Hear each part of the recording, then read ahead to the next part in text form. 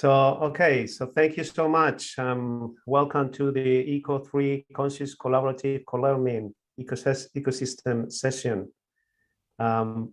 Is a movement of social entrepreneurs and innovators embracing collective action to achieve the SDGs by the deadline 2030.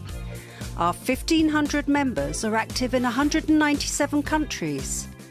By emphasizing collaborations, Catalyst 2030 is leveraging the power of the collective to accelerate real change in the lives of billions of people around the globe. What do our members say about Catalyst? Catalyst 2030 is an invaluable global community of impact entrepreneurs. Our relationship with Catalyst 2030 has really taught us the power of co-creation.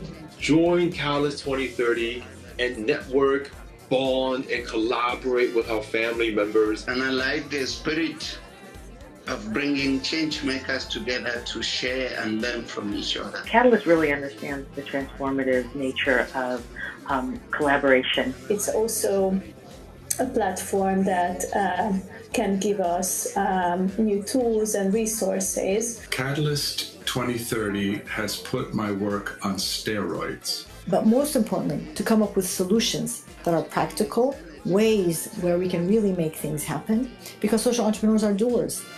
Are you a catalyst? Join us to achieve the SDGs. I think when we had the Sustainable Development Goals when they came in 2015, I was quite hopeful for the world. We had the Paris Agreement coming the same year.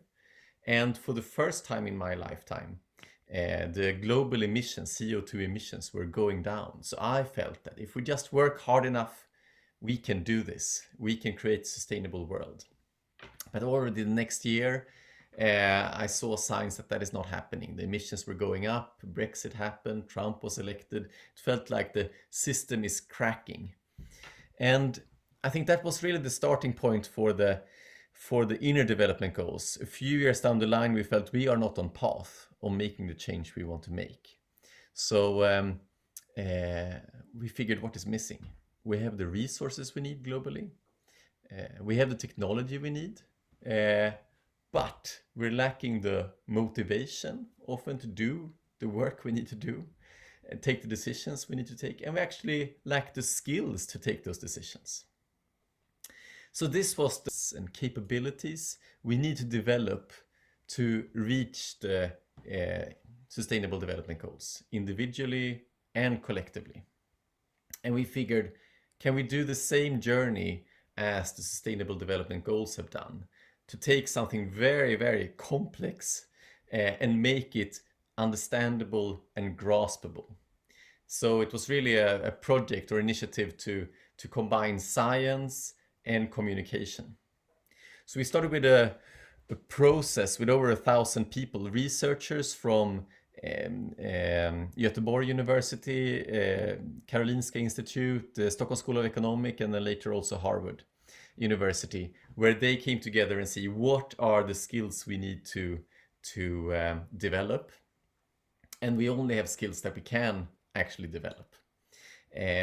Work to find out what are the skills we need to develop. Then the second stage that we are in now is to say, okay, when we know the skills, can we then know how we develop these skills? What are the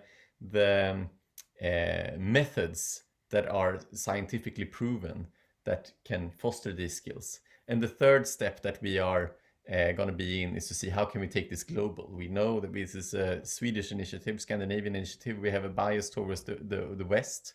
So how can we take this global? How can we learn from the rest of the world? Oh, you can go back. And how can we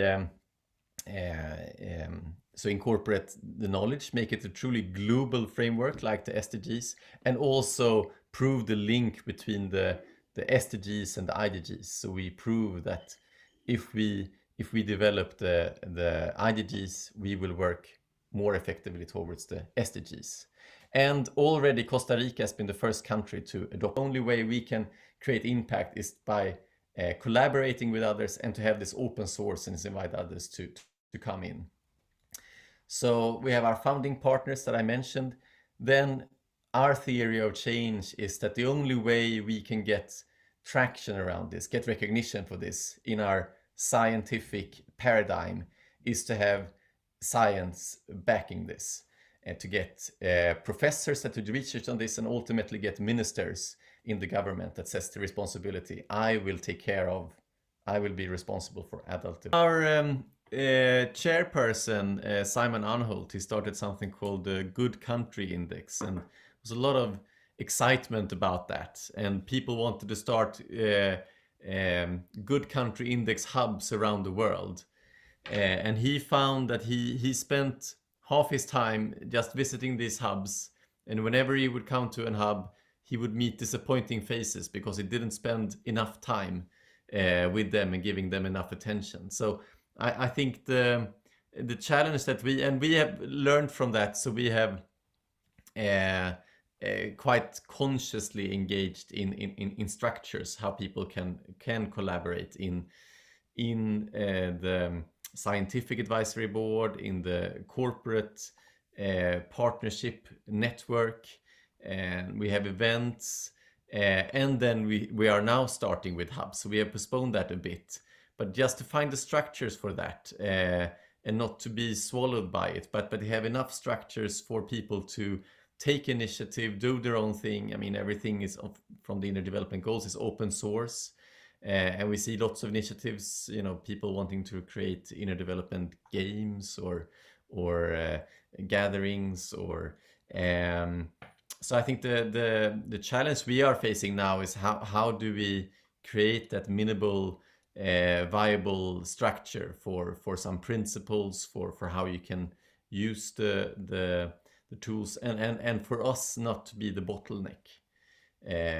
Because obviously we want this to be available for everyone and not having to go through us.